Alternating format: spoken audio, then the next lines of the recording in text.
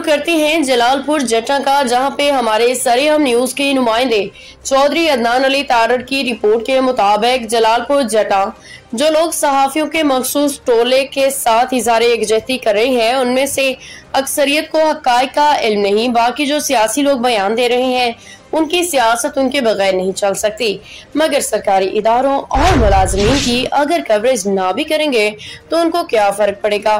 लेकिन अगर साबका रिवायात के मुताबिक डीसी साहिबा ने रियासत के रेट कायम करने का फैसला कर लिया तो 2 दिन में टोला सियासियों के डेरों पे मिन्नत और समाजत करने लगेगा।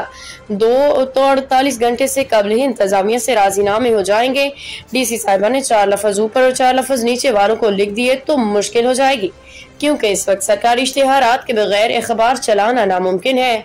सरकारी इदारों में अगर सहाफियों को सिर्फ प्रोटोकॉल देना बंद हो गया तो इस गर्मी में मेहनत मजदूरी करना काफी मुश्किल अमल है।